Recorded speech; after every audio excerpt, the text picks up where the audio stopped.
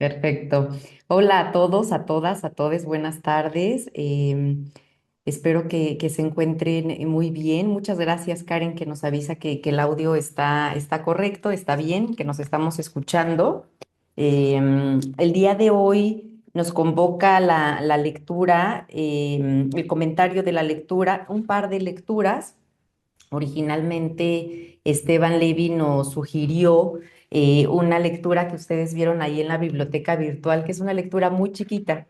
Entonces, bueno, en vista de lo pequeñita que era, nos surgió la inquietud de preguntarle, bueno, algo que nos diera pues un poquito de más de carnita, digamos, ¿no? Algo más que nos diera para dialogar, para platicar un poco al respecto. El texto que originalmente nos había dado es Hacia una infancia virtual, la imagen corporal sin cuerpo, y bueno, después sumamos el libro completo, ¿no? El libro de Hacia una infancia virtual sin cuerpo. Entonces, sobre ello vamos a estar virando, compartirles que pues la intención va a ser la misma. La intención de dar cuenta que el diálogo en el que nos encontramos es que, bueno, la carnita esté en nosotros, en el diálogo en comunidad, ¿no?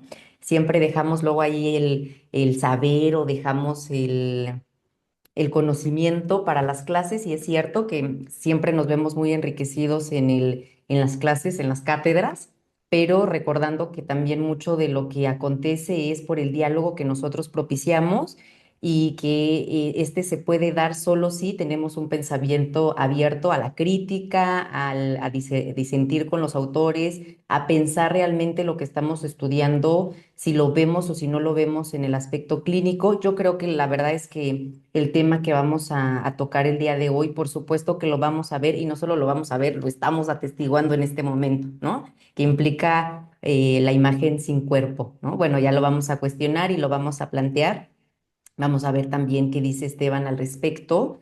En la ocasión de hoy me quedaba yo pensando también, vamos a cambiar un poquito el concepto. Usualmente iniciamos con los comentarios, pero creo que vale la pena que inicie hablando ya el tema, y ustedes vayan entrando, digamos, ¿no? Ustedes vayan metiendo los hilos necesarios para que entre todos lo vayamos construyendo, ¿no?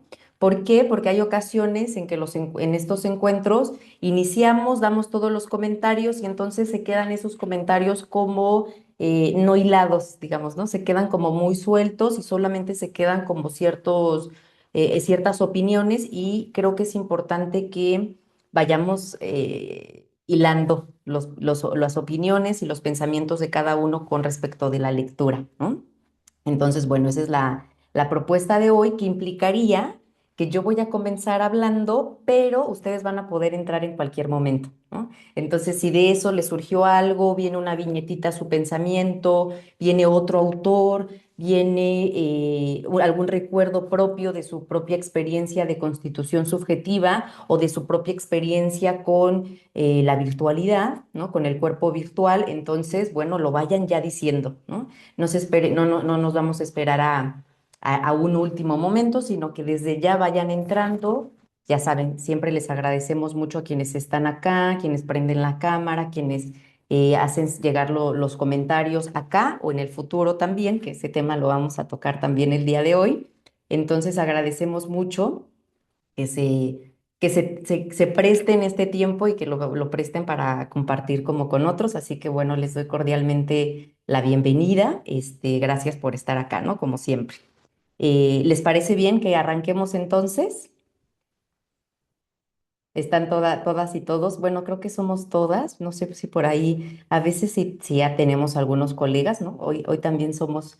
Ah, no, sí, está Eric por acá. Bienvenido, Eric, y dichoso que hoy eres el varón que nos acompaña. Y fuera de eso, bueno, vemos puras mujeres, ¿no?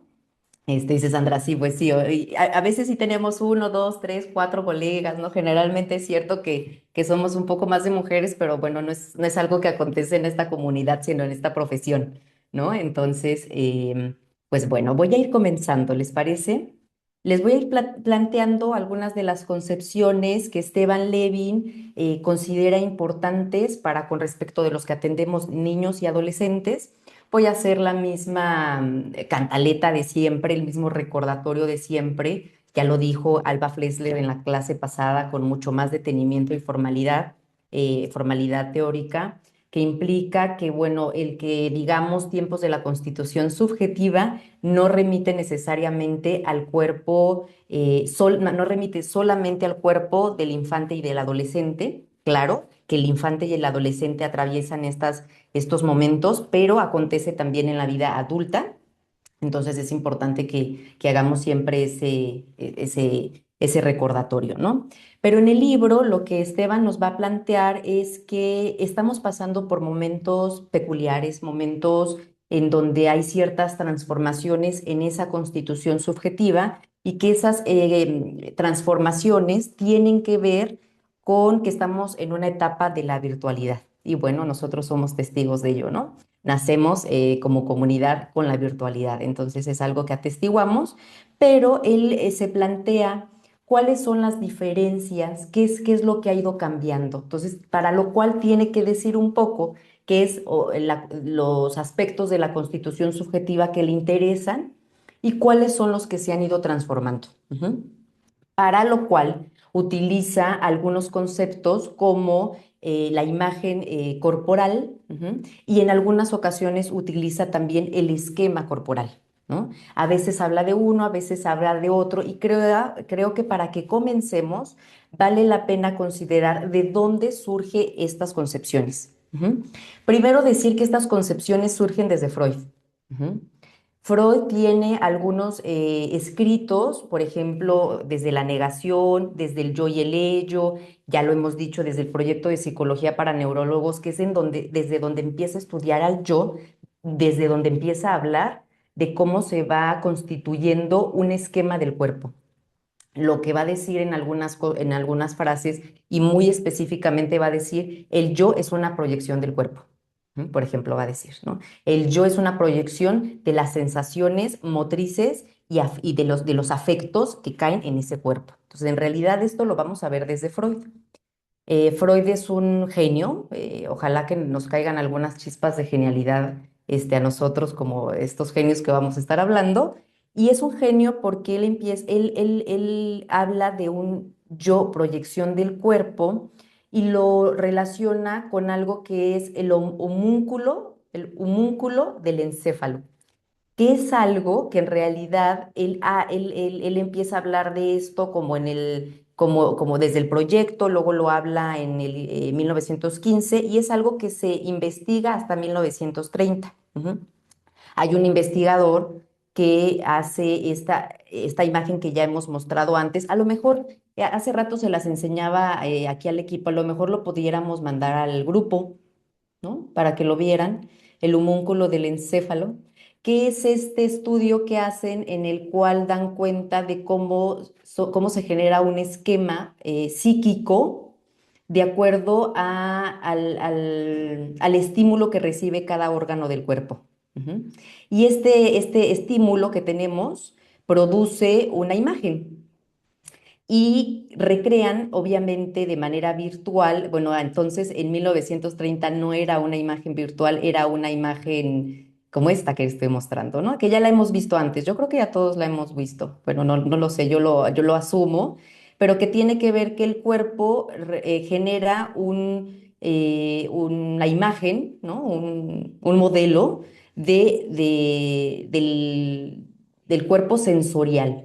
Este homúnculo que les estoy enseñando acá, esta imagen, el del homúnculo del encéfalo, tiene que ver con cuánto registramos cada parte de nuestro cuerpo. Por eso las manos son muy grandes y la boca es muy grande. Por ejemplo, yo ahora mismo estoy moviendo mucho mis manos y muevo mucho mi boca.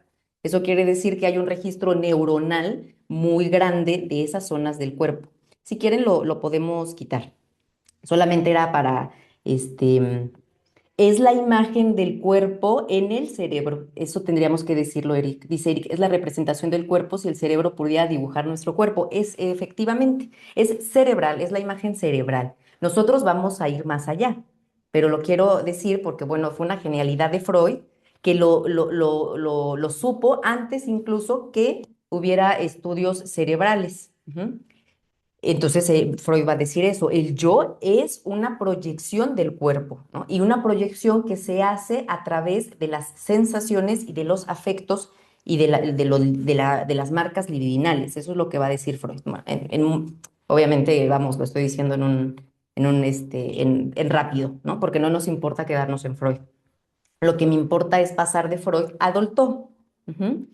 Porque creo que es Dolto quien hace la conceptualización de imagen corporal y de imagen inconsciente del cuerpo, que es de lo que vamos a tratar de hablar el día de hoy, ¿no? Nada más voy a hacer esto para que todos estemos hablando de lo mismo al mismo tiempo, digamos, ¿no?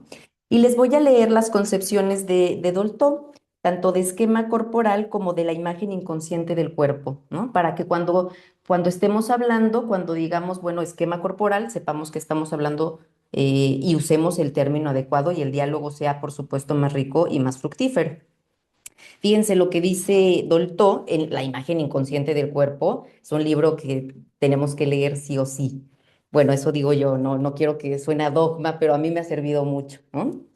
Dice ella, ujú, el esquema corporal especifica al individuo en cuanto representante de la especie, es decir, que al ser parte de una especie todos tenemos el mismo esquema corporal, sean cual fueran el lugar, la época o las condiciones en las que vive.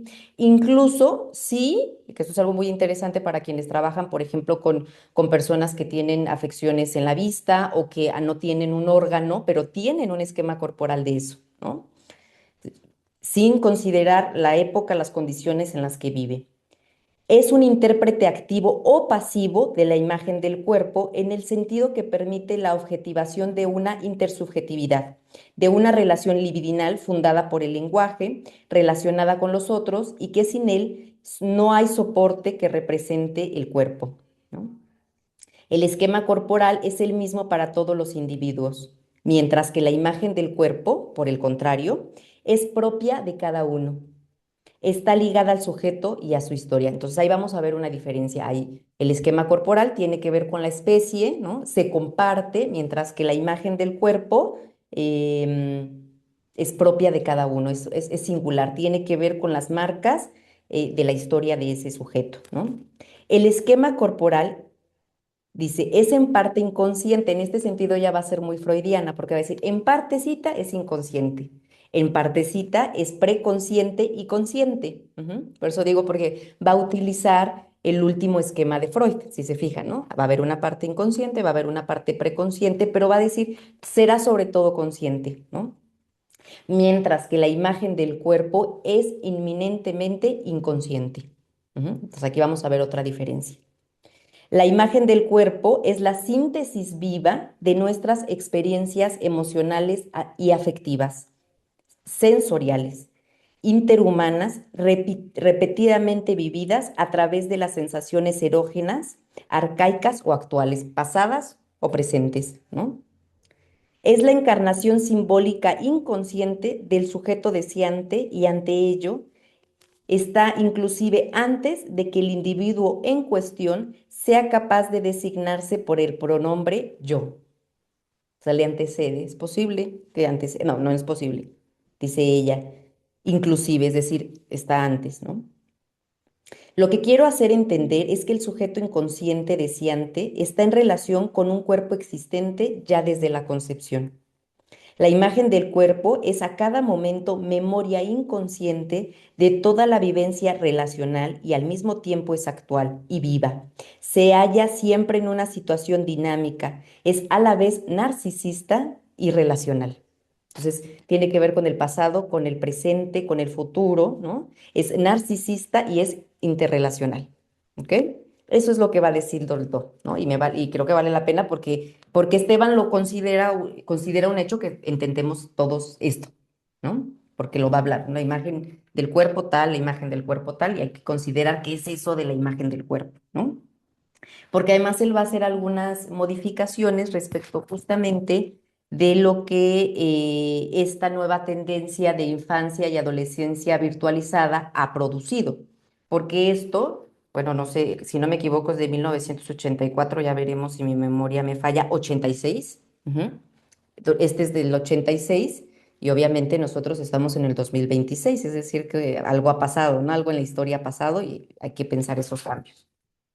Lo que va a decir él es que esta nueva cultura de la digitalización ha producido uno de los primeros cambios que ha producido, y me encanta cómo lo dice, va a decir, ha producido que la experiencia corporal pierda espesor simbólico.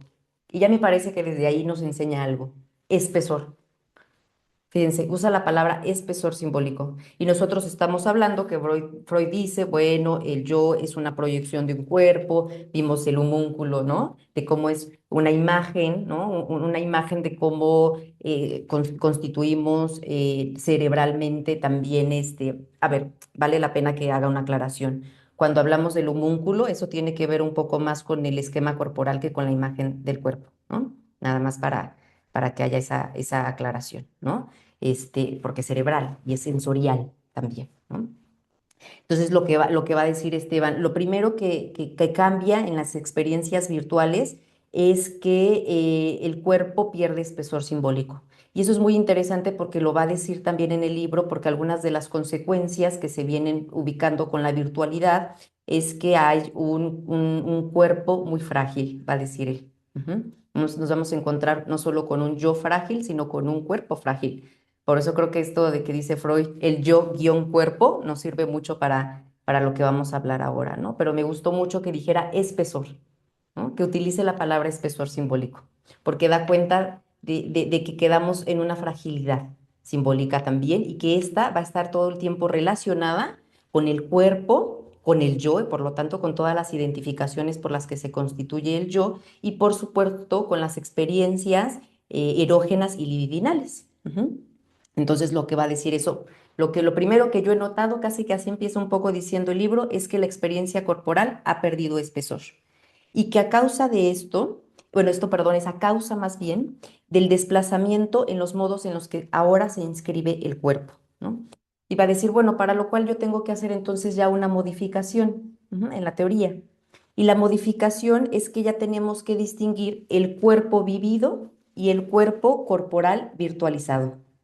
Es decir, que antes, bueno, y no digo que no hubiese un cuerpo virtual en los 80 que Dolto escribe este libro, pero sí que ahora todos los aquí presentes contamos con un cuerpo vivido, que es ese que ustedes están en donde están sintiendo la mesa, están sintiendo una experiencia motriz. Eso es lo que hay que poder decir. El cuerpo corporal va a tener que ver con una experiencia sensorio-motriz. Ujú.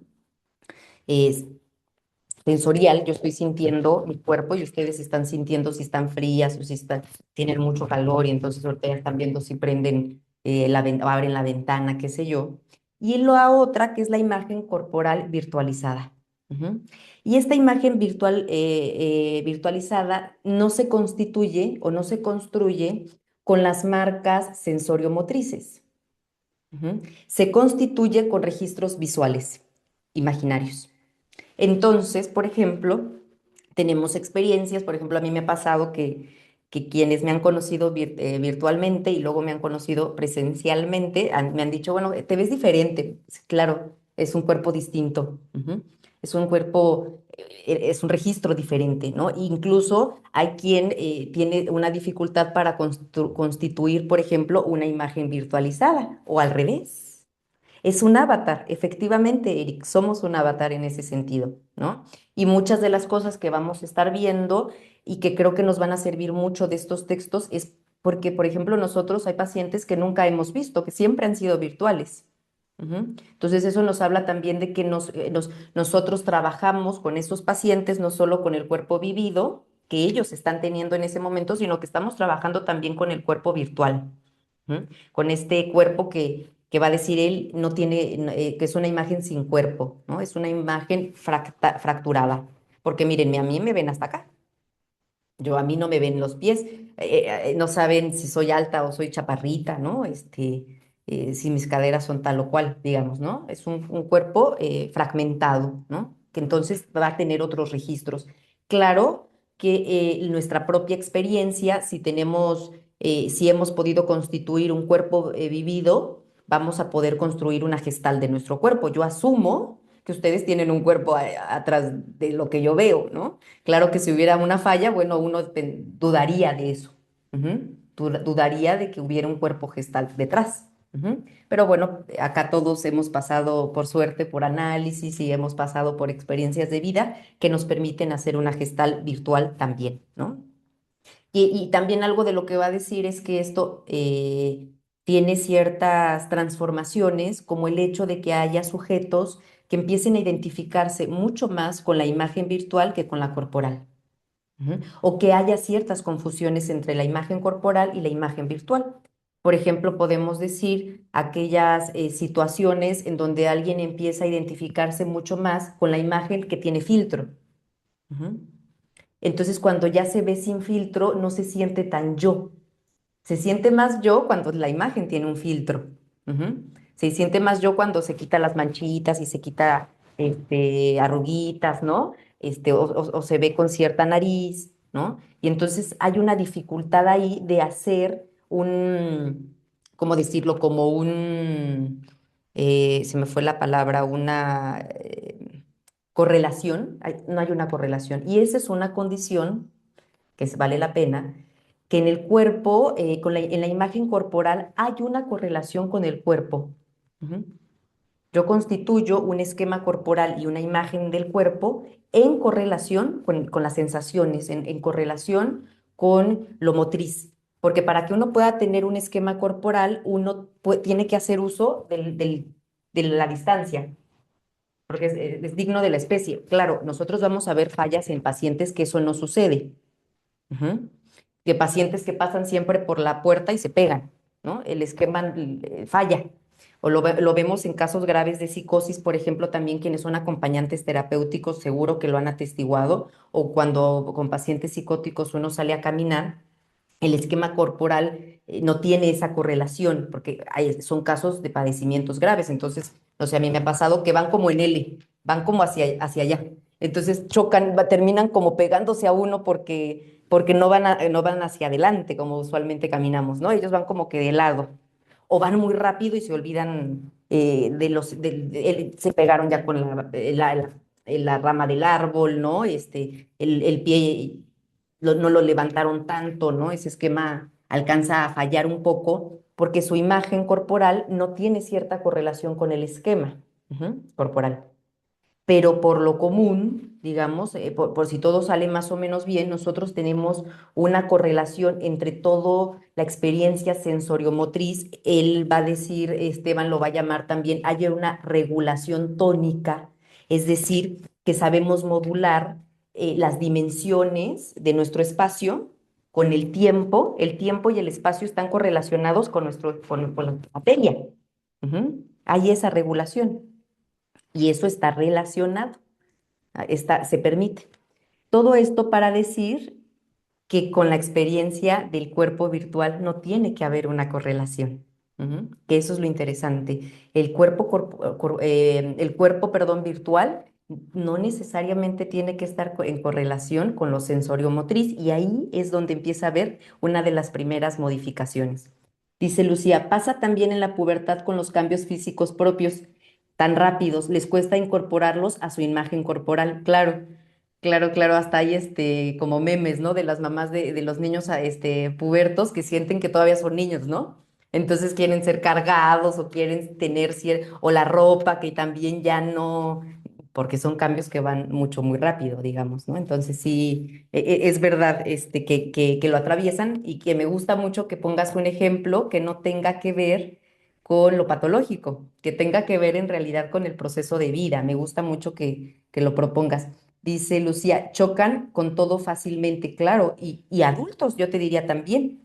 Adultos, llega uno a ver adultos donde chocan mucho, olvidan mucho las cosas, por ejemplo, tienen grandes, este ejemplo lo hemos puesto en otros momentos, ¿no? Que tienen cuerpos tan grandes que dejan todo por todas partes, ¿no? Como que se expanden, y eso uno lo ve mucho con el adolescente, ¿no? Llega el adolescente y y deja la mochila, te la deja en la sala de espera, arriba, en el sillón te deja el suéter que se quita y luego o sea, ¿no? Tienen todavía esta dificultad de estar en el cuerpo, es en el esquema corporal, vamos a decirlo así, ¿no? Pero bueno, hasta acá, ya saben, pueden interrumpirme cuando quieran, ¿eh? Dice Ana. Pienso incluso en el proceso de aprender a manejar, a conducir. Claro, aprender a conducir uno tiene que hacer uso del esquema corporal y de la imagen del cuerpo, ¿no? De esas partes del cuerpo psíquico, libidinal, que uno tiene, uno para poder usar el cuerpo tiene que estar libidinizado ese cuerpo también, ¿no? Que es otro esquema, por supuesto, ¿no? O ahí uno ve que le falla, ¿no? En mi caso, cuando aprendí a manejar, ahí es donde vi que me fallaba un poco el esquema corporal, ¿no? Porque no me fue muy bien al inicio, ¿no? Bueno, sí tuve que chocar, tuve que rozar porque ya expandir ese esquema corporal, yo lo traía más chiquito y no fue así. O cuando aprendes a nadar, es cierto, Carol, de hecho, esta cuestión del esquema corporal y de la imagen del cuerpo se utiliza mucho en la educación. Muchas de las escuelas de primaria y secundaria principalmente tienen sistemas educativos basados en lo sensoriomotriz para trabajar el esquema corporal. Desde que hacen masitas y hacen esto y lo otro, que si les dan clasecitas de yoga, que si todo está diseñado en función de que puedan constituir un esquema corporal, ¿no? Y por lo tanto, sin saberlo, por supuesto, bueno, algunas escuelas sí lo saben, pero sin saberlo algunas, trabajan la posibilidad de erogenizar y libidinizar ese cuerpo. Que eso se va a relacionar no solamente con esas actividades, sino que se va a relacionar con cómo se mira ese cuerpo, en la historia familiar, en el entramado, en el lenguaje y en el lugar que tiene ese sujeto, que ahí ya estaríamos hablando del cuerpo, perdón, de la imagen inconsciente del cuerpo, ¿no? Que ya tiene otras marcas, tiene otro lenguaje, ya tiene otras cosas que no tiene el esquema corporal. Sí, Lucía, te escuchamos. Sí, gracias. Bueno, buenas tardes a todos, a todas. Pensando en eso que decías ahorita de cómo en los jardines de infantes y esto hacen juegos para poder desarrollar esta imagen o este esquema corporal, digamos más bien. Que, entonces sí, ¿verdad? El juego en sí mismo, el juego de movimiento, como que justamente es lo que se ha perdido a través de la pantalla, ¿verdad? Que están más pegados en la pantalla, permite eso, o sea, como el chico entonces ahora difícilmente o le cuesta más eso, justo la imagen sin cuerpo, porque es a través del juego, de correr, de chocar, ¿verdad? Donde se puede ir construyendo esto que cada vez hay menos esa posibilidad de manera, digamos, fluida, natural. Ujú. Eso era. Gracias. Sí, Lucía. De hecho, ahorita vamos a pasar a eso. Vamos a ver en las modificaciones que ha implicado el juego y la propuesta que entonces hace Esteban de cómo hay que jugar, ¿no? Digamos, cómo hay que jugar ahora atravesados por esta nueva virtualidad. Entonces, definitivamente tiene que afecta en algún sentido, y digo afecta no en un sentido negativo, sino que deja marca, pues, en el juego, por supuesto. El juego es una de las principales cosas que se han transformado. Él hablará, ahorita lo voy a ir conversando uno a uno, la mirada, el tiempo, el espacio y el juego, es las que él va a considerar porque son las que a nosotros nos atañen. Ujú. Pero ha afectado mucho, porque si estamos hablando, nosotros no estamos hablando del cuerpo biológico, porque no es de nuestro interés, pero llega a incidir y afectar incluso el cuerpo biológico, ¿no? Entonces, la afectación, lo que va afectando es en muchas esferas, vamos a decirlo, aunque nosotros, pues bueno, nosotras nos vamos a dedicar a lo que nos atañe nuestro trabajo de profesión, digamos, ¿no? Ahora, dice Sandra, si no hay correlación ante la imagen virtual, lo sensoriomotriz quedaría desvinculado sin posibilidad de síntesis. Exactamente. Sandra ha llegado a la lógica del pensamiento de Esteban, ¿no? Ya encontró el hilo de hacia dónde nos dirigimos. Ujú. ¿Qué es lo que dice Esteban? Justamente es que la imagen virtual está desvinculada. Él usa disociada, esa es la palabra que utiliza, vamos a utilizarla también, desvinculada, disociada. ¿Y qué disocia? ¿Qué desvincula? Desvincula tres aspectos. Desvincula la experiencia corporal sensoriomotriz, desvincula el lazo intersubjetivo, el lazo con el otro, que ahorita vamos a ver que es este que se relaciona con la palabra, con la trama, con la mirada, y desvincula la representación que se tiene de la imagen y del esquema corporal. Es decir, voy a poner un ejemplo muy, muy laxo, que ahorita lo vamos a ver, es algo mucho más complejo, que seguramente él nos va a explicar mucho mejor, pensando en lo que Lucía presenta del juego. En el juego, por ejemplo, virtual, en el clásico juego virtual, vamos a pensar un juego virtual en el que el chico o chica esté dando de balazos a quien sea. Tu, tu, tu, tu, tu, tu, tu. En esa experiencia virtual no hay una experiencia sensoriomotriz, es muy baja. Posiblemente lo único que sensoriomotriz que se está relacionando son los dedos, o si es en el teclado también, pero no es correlativo a lo que está pasando en la imagen. En la imagen el sujeto está corriendo, haciendo, moviéndose, saltando, no es correlativo. O sea, ahí hay una disociación. No es un lazo intersubjetivo, eso es lo que él dice. Yo me animaría a cuestionar, no diciendo un poco, porque creo que hay muchos chicos que hacen lazo social por medio de los videojuegos. Entonces creo que ahí podríamos atenuar el lazo entre pares, no así el lazo con los otros en lo presencial, porque para sumergirte en lo virtual sí tienes que cortar el contacto con lo presencial.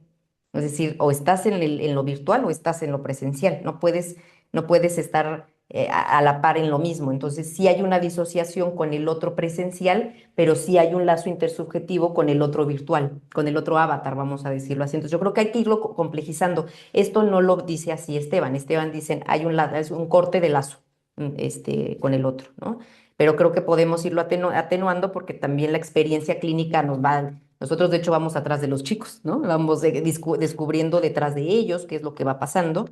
Em, y bueno, dice Guadalupe, Ricardo Rodulfo habla de que para acceder a la lectoescritura es importante hacer trabajo sensorial y contorno corporal. Para transmitir las bases de las matemáticas, quienes hemos trabajado con niños, hacemos ejercicios espaciotemporales, adelante, atrás, arriba, abajo. En su libro, Dibujos fuera del papel, bueno, menciona esto, ¿no? Lo psicosomático desde Sami Ali es una ruptura de la representación del tiempo y del espacio. Justo como lo dice Guadalupe, ¿no? Esto es un tema realmente muy interesante. Si se fijan, es un tema que nos atañe a muchas, muchas especialidades clínicas. Y es correcto lo que dice Guadalupe también de lo que menciona Ricardo Rodulfo. Marisa también lo dice, Sami Ali, o sea, se toman de otros autores también que dan cuenta de cuán importante es que ubiquemos cómo el sujeto, el paciente, lo estoy usando de manera de sinónimo, solo de manera operativa o práctica, que tiene que ver que nosotros tenemos que ubicar si el paciente se ubica en el tiempo y en el espacio. Hace rato, por ejemplo, yo me fui de vacaciones y me contaban que un paciente mío vino a sesión, ¿no? Y yo decía, bueno, es un paciente que no significa algo transferencial, ¿no? No es como que, ay, vino, quiso venir un día más, hay que leer, es alguien que se le barre el tiempo y el espacio, ¿no? Entonces, tiene otra connotación distinta, o sea, uno va ubicando si pueden hacer uso del espacio. Incluso tendríamos que planteárnoslo, por ejemplo, con pacientes que no hacen uso del espacio, no pueden, se presentan, por ejemplo, virtual y tienen que apagar la pantalla. No pueden hacer uso del espacio, no pueden hacer uso de una hoja, no pueden hacer uso, que esto que menciona Guadalupe tiene que también que ver con los lugares de aposento, que por ahí también tenemos que hay que aposentarse en el cuerpo de la madre, luego en la hoja, ¿no? Luego en el juego y todas estas secuencias que tenemos a las cuales tenemos que arribar constitutivamente y que ya hay algunos encuentros de lectura compartida en donde estudiamos cada uno de esos con detenimiento, ¿no? Pero lo que decía Sandra de lo desvinculado, sí, es así.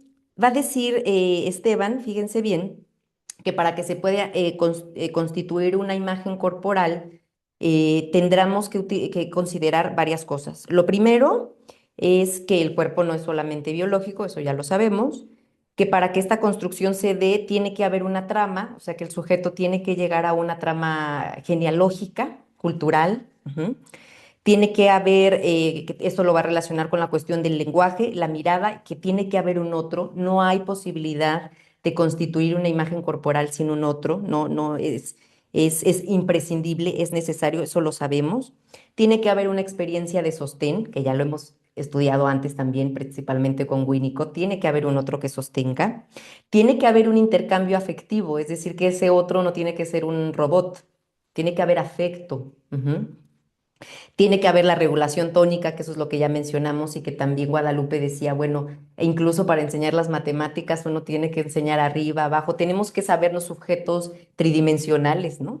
Tenemos que, bueno, y más de tridimensionales, porque estamos hablando de lo tridimensional corporal, pero estamos hablando de lo afectivo, estamos hablando de la mirada, estamos hablando del lugar que venimos en una genealogía, entonces estaríamos hablando de un sujeto más allá de lo tridimensional. Y va a decir que aquí es donde ya nos tendríamos que parar, porque aquí es en donde empieza a ver la complicación, ¿no? Va a decir la transformación que ha producido los aparatos tecnológicos tiene que ver, lo primero que él ubica es el cambio en el estatuto de la mirada. Ujú. Ese es el primer asunto. Ahí es en donde, decimos en México, donde la puerca torció el rabo, ¿no? Ya nos sucedió la mirada, ¿no? ¿Por qué? Porque va a decir, bueno, yo lo voy a atenuar también un poquito, porque él va a decir, ahora vamos a tener que decir que ya cuando decimos mirada, ya tenemos que decir dos tipos de mirada. Estas concepciones que decíamos la mirada, bueno, ahora hay que distinguir la mirada encarnada de la mirada virtual, porque no son la misma. Siempre que nos habíamos venido refiriendo era la mirada encarnada, la mirada del cuerpo, esta que yo los veo y ustedes me ven. Ahí está una mirada encarnada. Y va a decir, para que se dé la mirada encarnada, tiene que tener ciertas condiciones, tiene que ser recíproca, tiene que implicar una presencia y tiene que ser con un espesor afectivo. Ujú. Y se inscribe en el cuerpo, por supuesto, va a decir, al punto que se inscribe en el cuerpo. Mientras, y toda esta va a ser estructurante, mientras que la mirada virtual va a decir, es una mirada que no es recíproca, no hay una afectación sensorial y hay un no límite espacial. No hay un límite espacial en esa mirada, ¿no? Yo aquí sí quisiera diferenciar, porque yo ahí voy a decir, creo que a mi parecer mientras yo lo leía, yo pensaba, bueno, y creo que hay que hablar de dos imágenes virtuales distintas.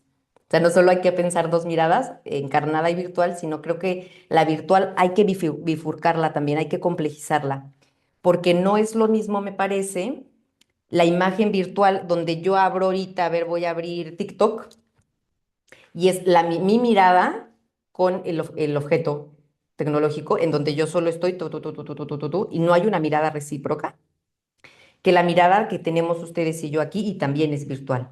Ujú.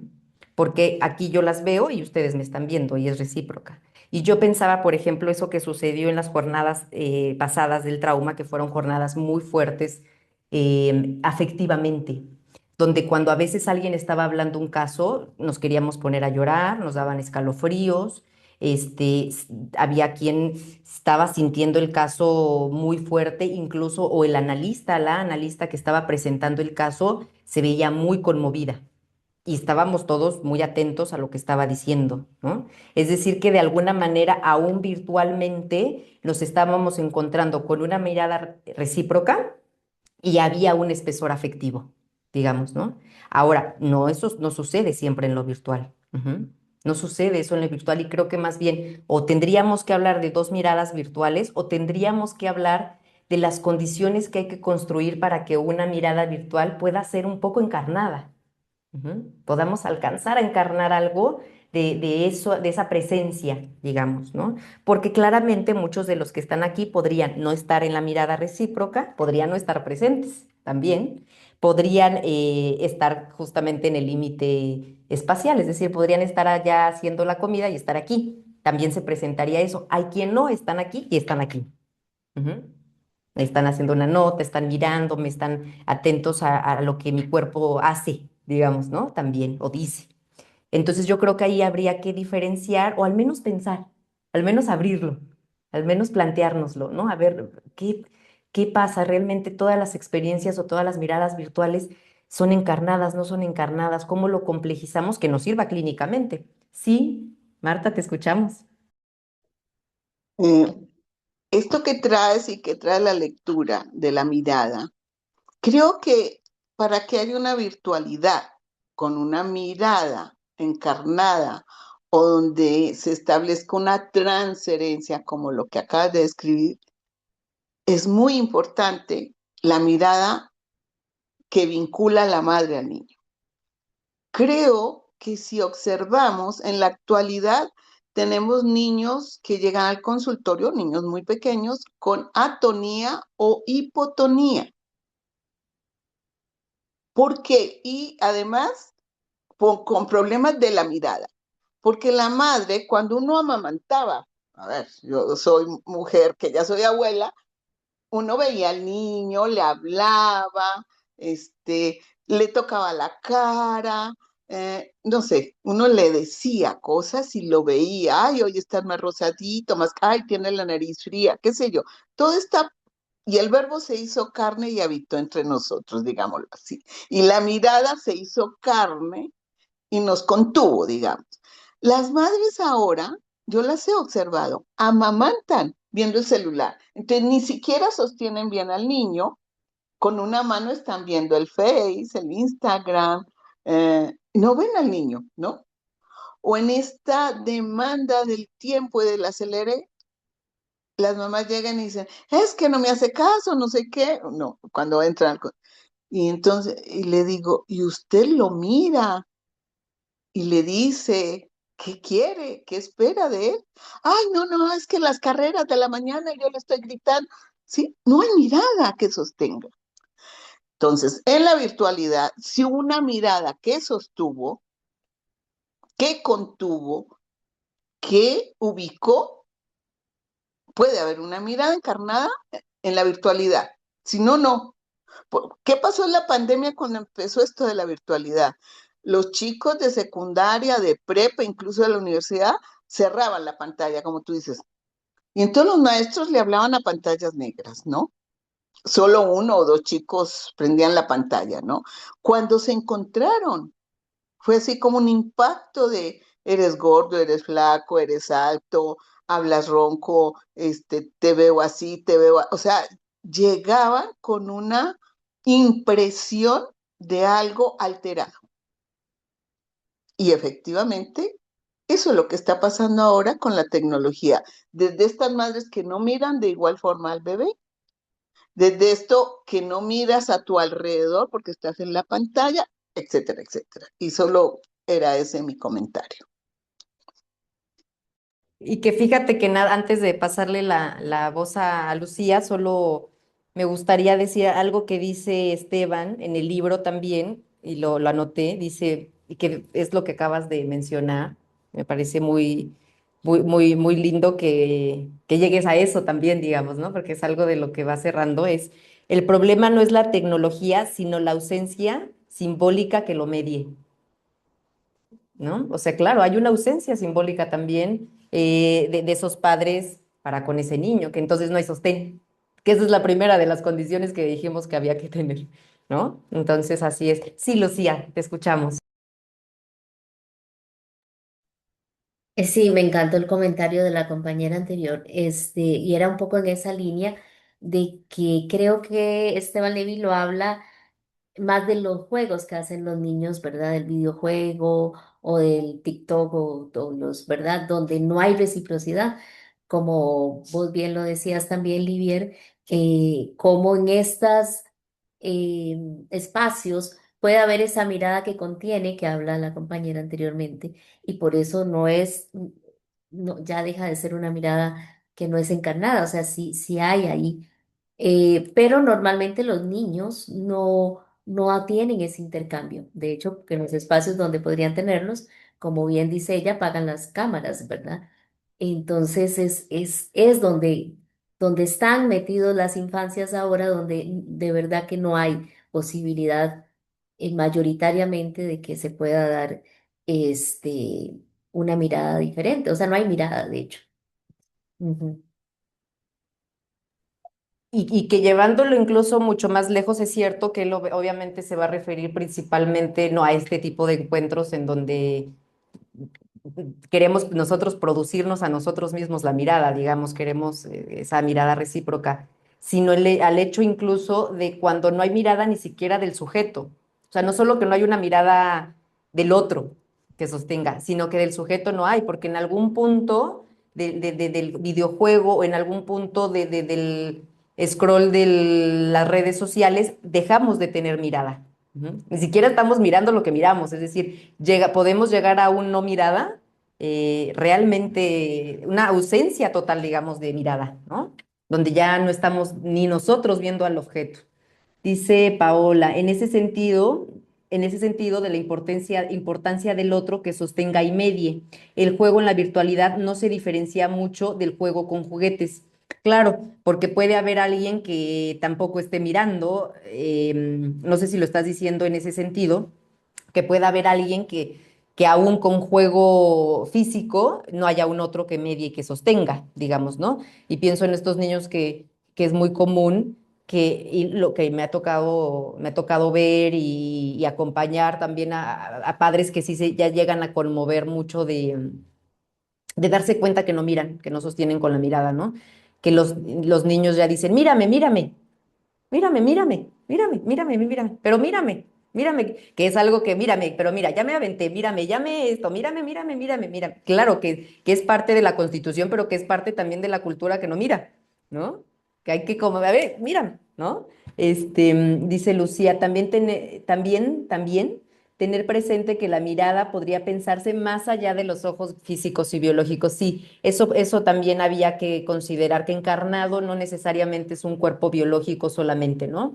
Que no porque estemos en la virtualidad tendríamos que decir que no hay un cuerpo, pensando en algunas posturas teóricas de hace tiempo antes de la pandemia, ¿no? Que decían, no, no puede haber análisis virtual porque no hay un cuerpo, ¿no? Y ahora se ha complejizado a pensar, claro que hay un cuerpo, ¿no? Eso ya no depende solamente del cuerpo biológico, depende de otras condiciones, ¿no? Como lo que estamos viendo, ¿no? Que haya un sostenimiento, que haya un intercambio afectivo, ¿no? Que haya una regulación tónica, ¿no? Que es esta capacidad de modular nuestro cuerpo, que haya una experiencia de límite, ¿no? Eso es lo que tendríamos que preguntarnos. ¿Existen esas condiciones? Para incluso ubicar, ¿existe la posibilidad, por ejemplo, de un análisis virtual? ¿No? ¿Existe, no existe en este caso, en cada caso? ¿Ibas a decir algo más, Lucía? Si es así, te escuchamos. Bueno, no, pero aprovecho que no bajé la mano. Que me quedé pensando en este comentario de Paula, que dice que la importancia del otro que sostenga y media el juego, o sea, que sería lo mismo como el juego de la virtualidad, no habría mucha diferencia en el juego con juguetes, si no hay un otro que sostiene. Pero bueno, creo que tal vez más adelante vos lo vas a mencionar lo que yo entendí que decía Lía. Adelante, adelante, adelante. Si ya tiene lugar, metamos el hilo ya. Sí, que en el juego donde el niño está interactuando con el juguete, aunque esté solo, digamos, el niño es sujeto, ¿verdad? Es un sujeto activo, pero que en la virtualidad el niño se convierte en un objeto pasivo, estático, porque ahí está dado. Entonces no es tanto como, digamos que esa comparación me quedó ahí como dando vuelta, no sé si a eso se refiere, pero lo asocié con eso, que no es lo mismo el juego en la virtualidad o el juego con el juguete, aunque esté solo el niño o la niña, porque el intercambio con el objeto con el que juega es diferente. En la virtualidad es una cosa donde el niño queda en ese lugar de objeto, más bien el otro es el que hace todo y nada más se convierte así como en un objeto el niño, mientras que con el juguete existe la posibilidad de la imaginación, de la creación, de todo esto que habla el autor, que posibilita otras cosas que la virtualidad o los juegos electrónicos y tal no necesariamente posibilitan. Entonces, no, un poco eso, porque no sé si lo decía por esa línea, pero que no se trata de que esté solo y que no esté mirado, sino con qué juega y en qué lugar es ubicado en ese juego, como sujeto activo o como objeto pasivo. Es- Gracias. No, a ti, Lucía, efectivamente, o sea, vamos a ver que no es lo mismo, vamos a ver también ahorita por qué es diferente, pero que obviamente cuando hay una virtualidad y hay un otro que medie, sí hay una diferencia también, digamos, ¿no? Hay una grande diferencia cuando en la virtualidad hay alguien que medie la tecnología y que medie tiene que dar, incluso que pueda meter trama simbólica, o sea, no solo mediar en el sentido de límite, de hasta aquí, no, sino que pueda meter el lenguaje y la trama simbólica, no pueda meter ese espesor simbólico.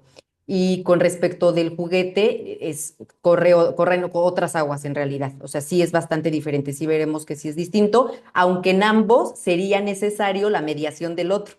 Ujú. En las dos es importante que haya la mediación del otro. ¿Por qué? Porque en realidad en el juego, con el juguete, tampoco se puede propiciar si no hay un otro que sostenga. Si no hay un otro que medie, no existe tampoco el juego. De hecho, vemos que hay niños que no logran, ahorita que hablaba Guadalupe, por ejemplo, de los lugares de aposentamiento, un niño no va a poder jugar y no va a poder hacer uso del juguete si no hay un otro que medie. Ujú. En ese sentido, sí, habría que considerar que es condición de cualquier tipo de juego, ujú, de cualquier tipo de juego, pero que es distinto el juego que es imaginativo y simbólico al juego que ya está predestinado, que es el virtual, ¿no? Que ahí las posibilidades son todavía más reducidas de que haya lugar a una subjetividad. Ujú. Se achican, por decirlo de alguna manera, ¿no? Otra de las alteraciones, además de la mirada que presenta Esteban Levin, son dos, que son muy importantes para nosotros porque tienen que ver por completo con la subjetividad y siempre se ha sabido, es el espacio y el tiempo, la capacidad de hacer uso del espacio y del tiempo, ¿no?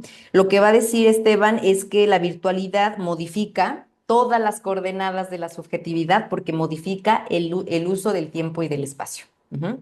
Si hemos dicho que el yo es una proyección del cuerpo sensorio-motriz y modificamos el espacio y el tiempo, modificamos todo, ujú, todo lo que nos ha constituido. Y lo que va a decir que las transformaciones que se han dado en el tiempo, digo, perdón, en el espacio, es la supresión de las distancias. Atestiguemos eso ahorita. Ahorita puede haber alguien que esté a 1000 kilómetros de distancia de mí y hay una abolición del espacio. Ujú. Ustedes pueden estar a 5 kilómetros de mí, pueden estar a 3 metros o pueden estar a 1000. Ujú. Y entonces ahí se echó a andar distinto el espacio. Hay un espacio que corre de manera distinta. Hay una abolición del aquí y el ahora, para lo cual podemos hacer uso también de nosotros estamos aquí un viernes, que para mí son la 1, pero para otros son las 4, y para otros lo van a ver en el futuro, que va a ser su presente. Ujú. Entonces hay una abolición del aquí y del ahora. Entonces el tiempo, en tanto el espacio del pasado, presente y futuro, se modifica como coordenadas. Y hay un acceso inmediato a cualquier escena, eso va a decir él. Yo ahí lo atenuaría también poquitín, porque si bien es cierto que la virtualidad nos da la impresión de que podemos estar en todas partes y que hay una inmediatez a cualquier escena, me parece que no tenemos una incapacidad humana de estar en cualquier escena. O sea, al final ustedes estarán aquí y por mucho que quieran ver absolutamente todo lo que está pasando en el psicoanálisis en este momento del mundo, no importa, el tiempo va más rápido que nosotros, ¿no? O sea, tenemos una incapacidad humana de estar en cualquier escena. Entonces yo creo que ahí, cuando él dice el acceso inmediato a cualquier escena, yo creo que sí habríamos que atenuar que estamos castrados y que nunca podremos estar en todas las escenas, ¿no? Nos dé FOMO o no, tenemos una incapacidad, aunque nos hace creer la virtualidad que sí, eso sí que sí. Nos hace creer que vamos a poder y mañana me echo la otra clase y en la tarde la otra y mañana me voy de fiesta y en la mañana voy con mis hijos. Sí, la virtualidad nos hace creer que podemos, pero hay que considerar que estamos castrados y que no es posible, ¿no? Entonces lo que él va a decir es que el espacio que venía siendo un espacio, una zona, un, ¿saben? Un espacio, este, mm, corporal, el espacio era una zona para tener experiencias corporales, el espacio ahora ha tenido o ha corrido para hacer un estatuto que tiene que ver con una superficie navegable. Ese es el cambio que él hace. Pasamos de una zona para tener experiencias corporales a una superficie navegable que tiene que ver justamente con esto que estamos hablando, que es en continuo, uno tras otra, una cosa, navegamos una cosa tras otra, tras otra, tras otra, tras otra. Vamos dando like, like, like, o vamos a una clase, otra clase, una llamada, otro mensaje, un WhatsApp, una videollamada, ¿saben? Es un espacio que ya corre distinto y que además no corre solamente, como no corre solamente con lo corporal, es un espacio navegable porque no se corta porque no estemos presentes. Miren, yo estoy acá y acá me están llegando notificaciones. El espacio sigue aunque yo no esté presente. Entonces es un espacio distinto, por eso es un espacio navegable. Ujú. Porque el tiempo no, el tiempo tiene incluso varias vías. Ajá. No solo se mide ya por mi cuerpo, no solo se mide por cuánto tiempo de horas tengo en el día. Sí, Valeria, te escuchamos. ¿Sabe qué? A pesar de que no se puede por la castración, aún así lo digital apunta a intentarlo de todos modos, como esto que pasa mucho del double screening, de estar viendo la película y celular al mismo tiempo, y cómo se supone que ya los medios como de streaming tienen eso en cuenta, entonces hacen las tramas más fáciles o están repitiendo todo el tiempo de que, sí, este personaje hizo esto, ¿no? Como siempre recapitulando, sabiendo que la audiencia no está poniendo atención, que está viendo su celular. Sí, Valeria, y creo que esto, y bueno, no sé si lo fuerce un poquito, pero pensando en lo que también decía Marta hace un rato, la doctora que decía, bueno, también tiene que ver con la ausencia de las madres que ahora ya están más en el celular y entonces no hay mirada, que tiene que ver con lo que hablábamos en la conferencia introductoria, que es dar cuenta de lo social.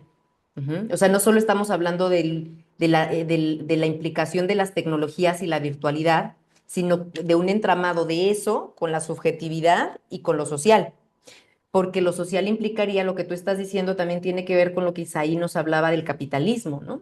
Donde todo lo puedes, ¿no? Donde puedes estar en todo, y es un imperativo social además, es un imperativo superyoico social, donde tienes que saber más, tienes que ir por un diplomado, por una maestría, por un bla, bla, bla, o sea, hay un imperativo del capitalismo tardío, que eso es lo que se hablaba, ¿no? En esta conferencia. Es decir, hay algo que además ahí se nos atraviesa, que es este aspecto del sistema económico y social en el que vivimos, ¿no? Entonces, y que eso, por supuesto, va a incidir en nuestro uso del tiempo y del espacio, porque ahí se entraman los dos. O sea, se entrama esto que estamos hablando como de lo que tú dices, bueno, ahora puedes estar en el streaming aquí y allá y acullá, y entonces además como ya saben que estás y no, te van a repetir la trama 2, 3 veces, ¿no?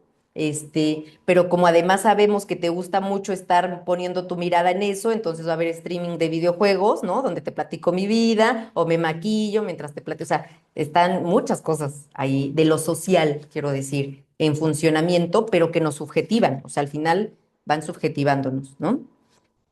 Con respecto de la transformación del tiempo, va a decir algo que todos vamos a atestiguar clínicamente. Yo creo que esto es innegable. Va a decir, se ha modificado lo instantáneo, que es esto que está también diciendo Valeria, ¿no? Hay una modificación y bueno, también Paola decía, ¿no? Ahora podemos creer que podemos estar en todo, que hay una cuestión de lo instantáneo, es lo rápido. Quiero un poco de satisfacción, solo me tengo que meter a redes sociales. Ujú. Y me voy a reír del video de changuitos o me voy, no sé, ¿no? O de la noticia, o este debate en el que voy a estar o lo que sea, ¿no? Es algo instantáneo. Hay una ausencia de espera y hay una disminución de la tolerancia a la frustración, que les decía, yo creo que todos hemos visto casos de esto. Todos hemos visto en todas las edades, en todas, siendo mamás o siendo papás, o sea, que atendiendo papás o mamás, lo que sea. En niños muy chiquitos es un motivo de consulta común, ¿no? Lo traigo porque no tiene tolerancia a la frustración, ¿no? Y eso mandan en la hoja que manda la escuelita. No tiene tolerancia a la frustración, ¿no? Es un motivo de consulta común, pero que tiene que ver, dice él, con justamente al modificarse esta cuestión del espacio, se modificó la noción del tiempo, porque creemos que todo lo podemos tener de manera instantánea y esto modificó la gramática inconsciente, porque la gramática inconsciente requiere de puntos, de comas, ¿no? Es una gramática que tiene que ver con el intervalo. Vamos, ¿cuánto tiempo hemos estudiado el Fordá? Entonces, porque sabemos que la cuestión del intervalo tiene lugar en la Constitución, que tiene que ver con la presencia y la ausencia. Y esa presencia-ausencia se está modificando con la virtualidad. Entonces, ya hay una dificultad para poner el intervalo y por ahí también lo que invita es que a nosotros como analistas hagamos el trabajo de hacer el intervalo, de instalar en esa gramática de alguna manera, ¿no? ¿Por qué? Porque el clic, dice él, ha sustituido el intervalo. Es uno tras otro, ¿no? Entonces, damos cuenta de que ya es una cadena, ¿no? Ya estamos encadenados sin espacios de tiempo, sin hacer pausas, ¿no? Que esto también tiene que ver, obviamente, con el sistema capitalista, ¿no? Las pausas, entre menos pausas, y vamos a ir hacia allá a más.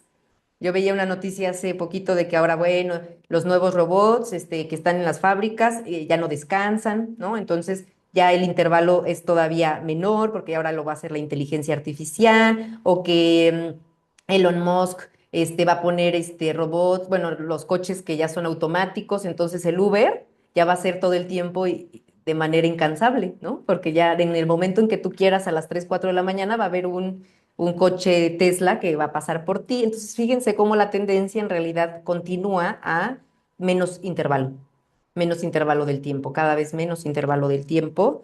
Y que bueno, yo forzándolo, y me quedaba pensando en la implicación en el esquema corporal de esto, ¿no?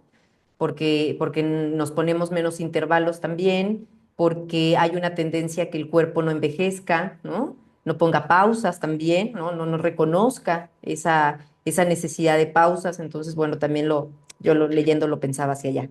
Y acaba lo que decía Lucía, que es la cuestión de la transformación del juego, ¿no? Que dice, bueno, veníamos o venimos o todavía tenemos también el juego corporal y el juego virtual. La diferencia entre uno y otro es que el juego corporal es una exploración sensoriomotriz que tiene una producción simbólica, ¿no?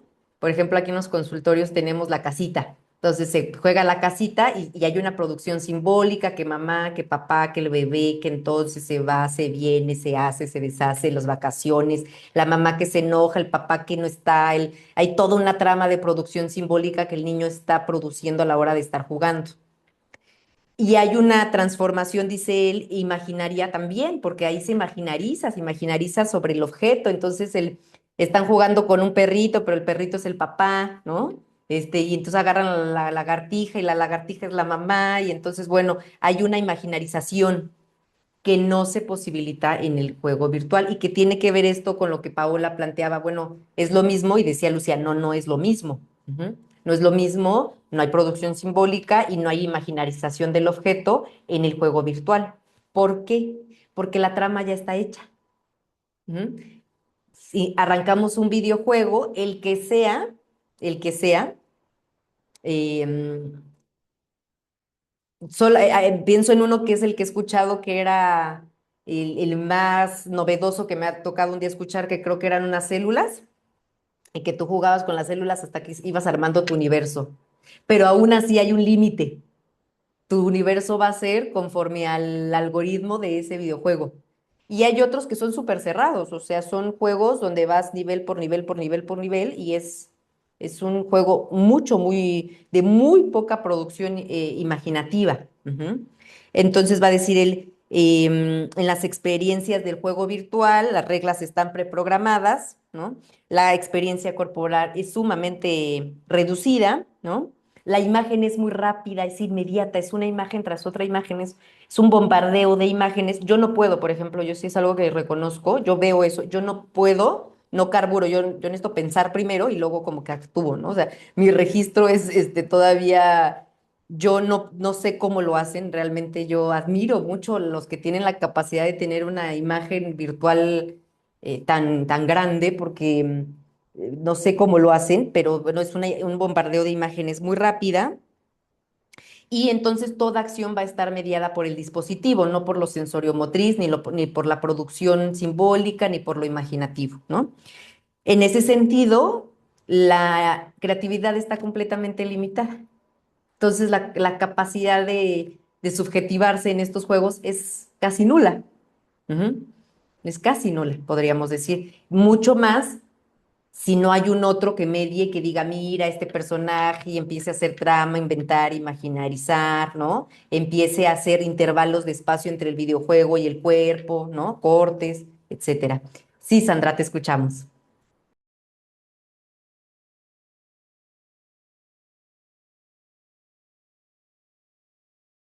Ya no te veo. ¿Activada? Ahí está, ya Ah, estás activada. Ya. ahí, sí. Ok. ¿Cómo les va? Los saludo a todos. A mí me preocupó cuando Esteban decía ese juego donde uno va escalando conforme a si se puede comer al otro, si le puede introducir una bomba al otro, quemarlo. Decía, y qué horror sobre todo porque, a ver, con las noticias contemporáneas sabemos que eso aparentemente hay gente que lo hace, o en las guerras o en oculto. Y qué horror esto que vos planteabas, Olivier, que no haya un otro mediando. Se me venía a la cabeza Silvia Bleichmer, que era tan preocupada siempre por la ética, la ética. Y, y bueno, es un horror que esté habilitado la crueldad así sin, o sea, que la crueldad tenga eh, premio, que tenga escalones, escalones, escalones, escalones. Eso. Y me desconecté porque no hay omnipotencia tecnológica, se me quedó sin batería del celular recién. Gracias. Sí, voy a aprovechar para leer justamente los comentarios en donde Gaby habla sobre esto, ¿no? Dice primero Patti, sí, claro, al objeto se le toca, se le transforma en el espacio, se puede proyectar en el espacio. Hay una experiencia directa corporal con el cuerpo. Y dice Gaby, hace poco escuchaba el concepto de omnipotencia tecnológica. Me hace sentido con lo que hablamos ahora, que aunque no haya esa capacidad, se llega a creer, sentir que sí es posible. Y dice Lucía, a eso juegan los líderes de las grandes potencias actualmente, claro, definitivamente juegan con esa omnipotencia tecnológica, ¿no? Y además yo pensaba, hace un tiempo hablaba de un caso que fue hace muchos años, esto yo lo supe porque, bueno, en licenciatura la docente de la materia de infancia y adolescencia nos ponía a leer que era de una revista de proceso como de los años 80 ochentas, 85, no me acuerdo, en donde se hablaba de un caso de un niño justamente con esta cuestión de omnipotencia tecnológica que se avienta del edificio, porque él aseguraba que él iba a revivir, ¿no? Él iba a revivir, ¿no? Entonces, em, tiene que ver con esta cuestión donde fíjense, es una cuestión donde el esquema corporal y la imagen del cuerpo no coincide nada con la imagen virtual, nada, está completamente disociada. Pero uno puede tener un nivel de disociación, ¿no? Uno puede ver, bueno, me veo, no me gustan las fotos, ¿no? Y hay una disociación ahí, bueno, soy una y soy otra, así me veo más así, o que a quien al contrario le gusta más la virtual que la real, qué sé yo. Pero esta es una disociación completa, ¿no? Lo que pasa en soy mi imagen virtual. Entonces, si en mi imagen virtual mi avatar puede volar, yo podré volar. O revive, yo podré revivir, ¿no? Y recuerdo que en esa revista de Proceso, que es una revista mexicana, ¿no? este, se hablaba de los casos también de los niños que no podían sufrir el duelo por esto mismo, porque pensaba, niños chiquitos, con mucho contacto con videojuegos, que pensaban que la muerte era pues como con un estatuto virtual, ¿no? No encarnado.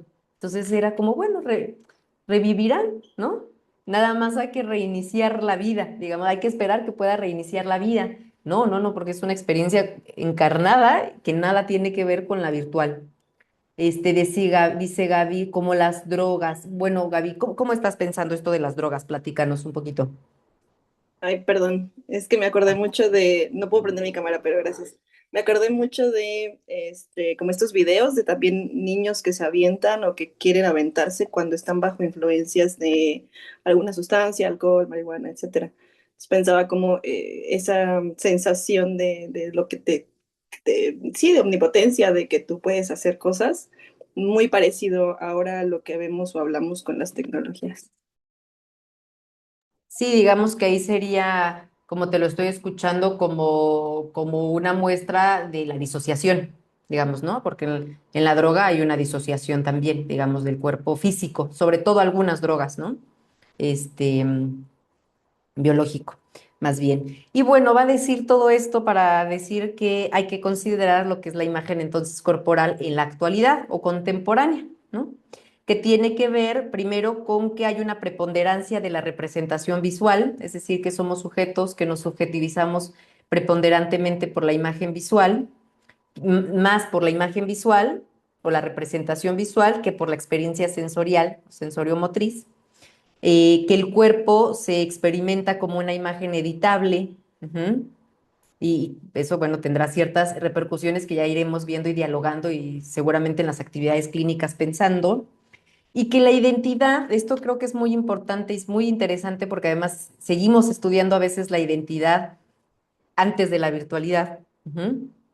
Es decir, la identidad se va a sostener mucho más en estas representaciones visuales que en la experiencia encarnada y en las identificaciones. Ujú. Es decir, va a surgir ahí un movimiento, ¿no? Y muchas ocasiones seguimos hablando de la identidad, con las identificaciones, con los padres, etcétera. Y no es que eso deje de suceder, es que ahora hay que sumar que la identidad también estará constituyéndose por las representaciones visuales.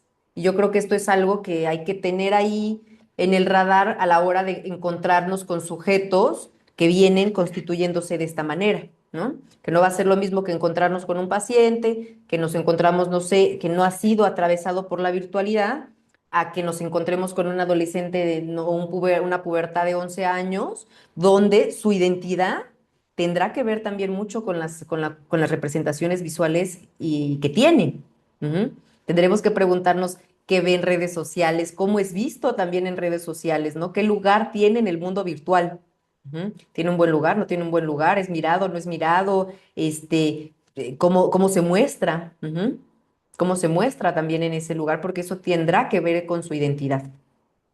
Y bueno, va a decir que en ese sentido la virtualidad va a favorecer una lógica de exposición, autoescenificación y obviamente lo que decía Eric desde el inicio, de la necesidad de la construcción de un avatar, ¿no?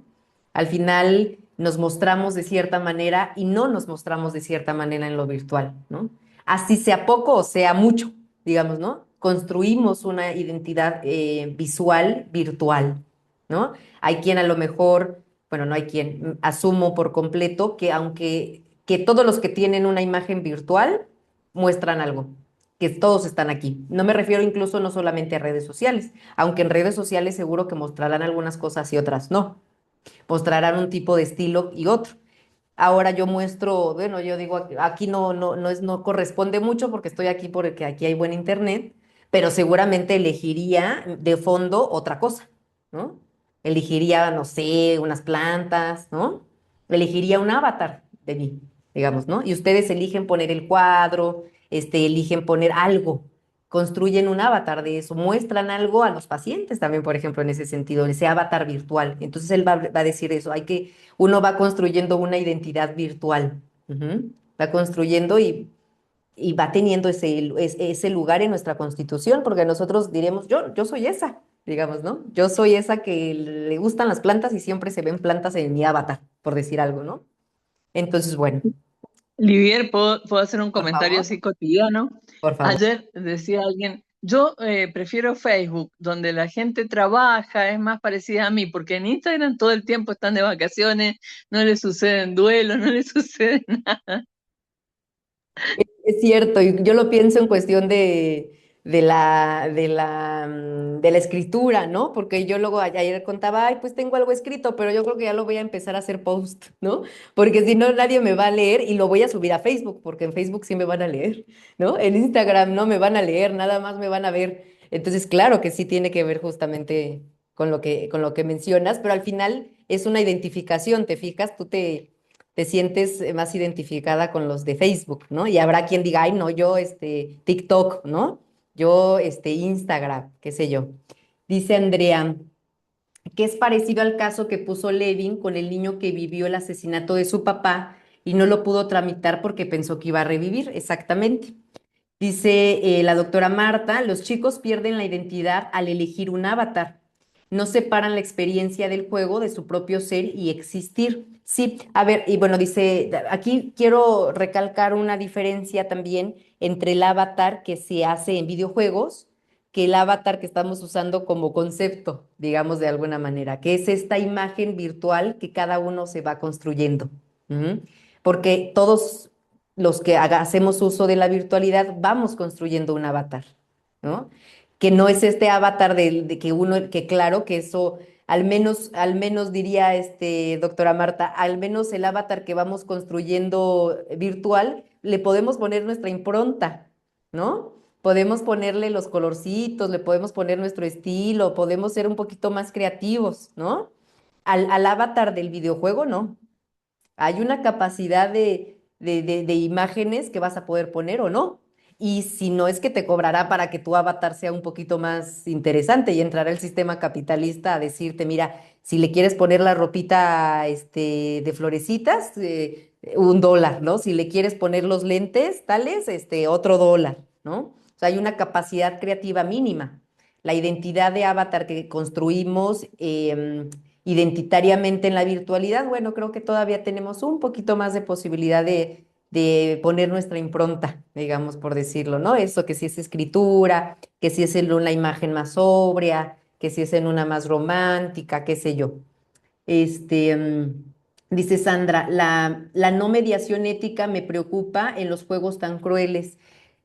Sí, yo creo que es algo que poco a poco hay que tener que ir dialogando. Yo creo que nosotros, Sandra, también incluso pensando cuánto de este sistema económico que tenemos construye los videojuegos, ¿no? Entonces, al final hace videojuegos de armas, ¿no? Hace videojuegos de matar, de bombas, ¿no? Hace videojuegos de comprar, como estaba ahorita yo diciendo y que lo mencionábamos en el primera lectura compartida también, ¿no? O sea, es una cuestión que si bien no podemos a lo mejor hacer mucho en función del sistema, sí podemos hacer mucho desde nuestra trinchera en el consultorio, con estos niños, con estos papás, con estos adultos que recibimos, porque a veces recibimos al adulto que tiene hijos, aunque no recibamos a los hijos, ¿no? Y nos narran, nos hablan de esto, ¿no? Nos hacen saber sus preocupaciones sobre esto y creo que desde ahí es una manera de meter un hilo ético, ¿no? De opinar éticamente hay que conocer esto, por supuesto, hay por eso conocer las incidencias em, de esta tecnología, ¿no? Voy a leer los comentarios, Valeria, y te doy la voz. Ujú. Dice Eric, como un componente narcisista, bueno, perdóname, Eric, ahorita nos tomas la voz para preguntarnos porque ya no supe en función de qué era la pregunta. Sandra dice, faltaría el como sí, por supuesto, claro, el como sí del juego es importantísimo, que no está en el videojuego, no está en el juego virtual, ¿no? No está en la virtualidad, el como sí no aparece, ¿no? Sobre todo, además, incluso pensándolo, a lo mejor un poco, forzándolo un poco más abstracto, no hay un como sí en una imagen bidimensional también. Hace falta a veces esa presencia del cuerpo, del objeto, ¿no? Este, mm, y dice Lucía, es identidad ilusoria, o sea, no es tal, finalmente no existe. Exacto, justo a eso voy con lo bidimensional, Lucía. Es una identidad ilusoria, es nada más lo que se ve y ya, ¿no? No hay simbolismo, no hay simbólico, ¿no? Pero bueno, ahorita nos dices cómo es la pregunta que te estás planteando. Y dice, Andrea, ¿qué es eso de la mediación ética? También me dejó pensando mucho en los pies de página que pone Levin, muy ricos en información por cierto.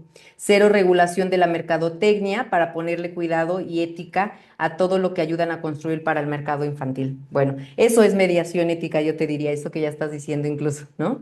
Eso que ya te estás planteando, ¿no? Hay que hacer una mediación para con el cuidado de los niños, de la mercadotecnia, de lo que consumen, ¿no? Sí, Valeria, te escuchamos.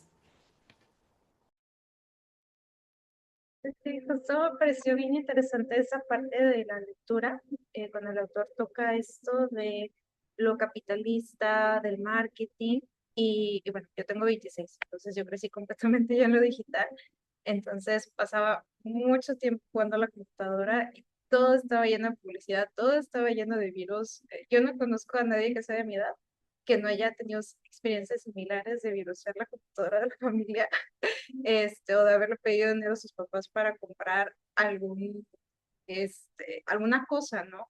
Ya sea en un videojuego ya de consola o en alguna página, en alguna aplicación. Entonces, siempre está como esto, ¿no? De las compras dentro de, y, y también está como esto del pay to win, ¿no? De que hay juegos en donde si no pagas, de plano ya no puedes subir de nivel. Entonces, también con todas estas cuestiones, que videojuegos de armas, de guerra, lo que sea, ahí también incluye eso, ¿no? Porque sé que, bueno, tienes que pagar para comprarte un arma que te ayude a matar más gente, ¿no? O esta arma más poderosa. O sea, no nada más se queda como en las skins, en esto de los avatares, sino que también es, si no puedes pagar con dinero, pagas con tiempo. Y es como de que, bueno, no puedes pagar, entonces tienes que jugar más. Y luego también está esto de subir de nivel, ¿no? Y había videojuegos, o sea, creo que antes estaba como más limitado de que, bueno, este es el límite, ¿no? Y ahora es muy difícil llegar a ese límite, o sea, ya es de que nivel 500 no sé qué, y es estar ahí horas y horas y también, culturalmente, aunque la gente está poniendo restricciones, no sé, porque en Corea del Sur son muy populares los videojuegos que son tipo League of Legends, bueno, pues League of Legends, ¿no? Entonces, los menores de edad no pueden jugar más de 4 horas. O sea, ya es legal, ¿no? Allá son buenísimos en este juego y están obsesionados, entonces pues, saben que es demasiado, no pueden pasar tantas horas y ya tiene ahí como la restricción, ¿no? Entonces, es algo como que ya está tocando hasta lo legal, lo político, entonces me parece un tema bien, bien interesante cómo se va mezclando todo. Es, eso, mi comentario. No, muchas gracias, Valeria, porque también nos permites como conocer del mundo virtual, que es tan importante, ¿no? Y poder entrar incluso en la lógica, ¿no? En la lógica, en las palabras, en el lenguaje, ¿no? Del mundo virtual. Sobre todo para quienes no nacimos en, en esa cultura, por decirlo de alguna manera, porque ahora todos nacen en esa cultura. Ya, a mí ya no me ha pasado que haya niños que no vengan inmersos en ello, aunque sea un poquito, pero todos vienen en ello.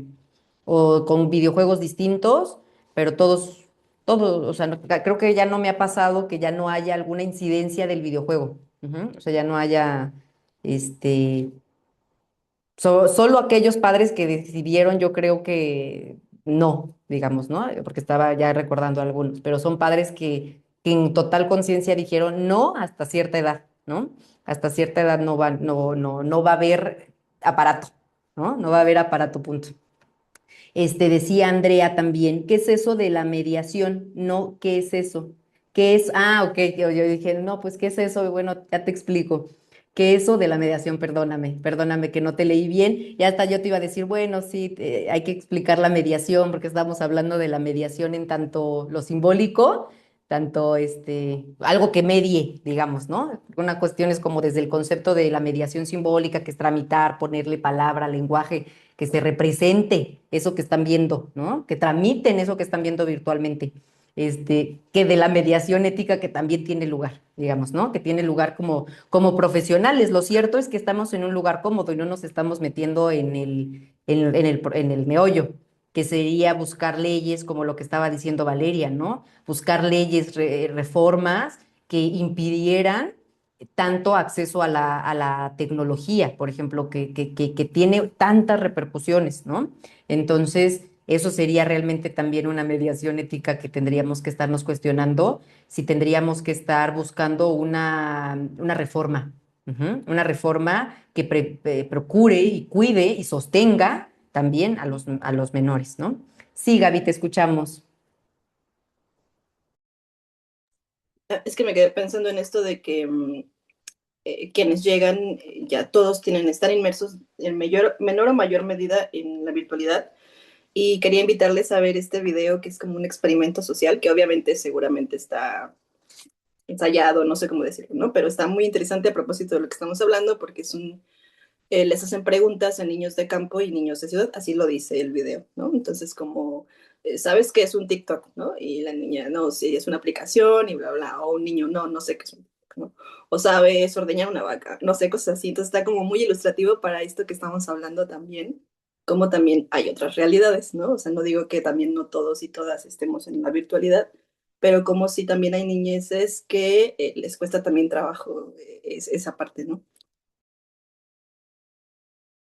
Gracias, Gaby, porque muy pertinente tu comentario, muy pertinente que recordemos que no todas las niñeces están en la misma realidad, ¿no? Ni en el mismo estatuto, ni tienen la misma relación con la tecnología. Claramente, en mi comentario había una impronta de alguien que vive en la ciudad, ¿no? Entonces, se encuentra con niños que están inmersos en la tecnología desde muy chiquitos, pero que eso no sucede en todos los lugares, ¿no? En todas las latitudes ni en todos los mundos también. Hace rato que decían, bueno, Valeria hablaba de Oriente, ¿no?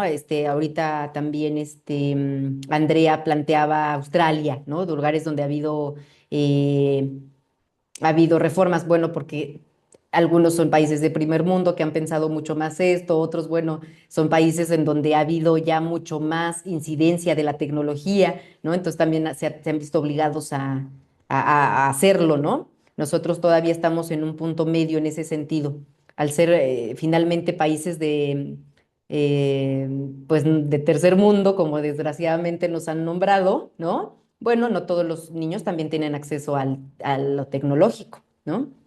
Se llama, dice Gaby, Experimento Social, Niños de Campo contra, bueno, BIS, niños de ciudad. Está en YouTube. Sí, ¿sabes qué? Mándalo al grupo de WhatsApp de la comunidad y así lo vemos también todos, ¿no? Y lo continuamos y luego en los diálogos de otras lecturas compartidas y ya también tenemos esas mismas referencias. Y bueno, para Y ir Miguel, también cerrando, sí, Sandra, un adelante, comentario por favor, chiquitito en por favor. relación a lo que planteaba Gaby, Sí, ¿sí? Dina Kraukov, no sé no. si la han leído, que trabaja un montón para organismos internacionales acerca de infancias y de adolescencias. Y bueno, y ella Chilena dice que costarricense, tengo que, perdón, el es gran que problema me es, emociona que la menciones, perdona que meta así la cuchara. Que me emociona que la menciones porque es chilena costarricense, entonces por acá la conocemos mucho. exactamente, sí, yo la identifico más por allá arriba.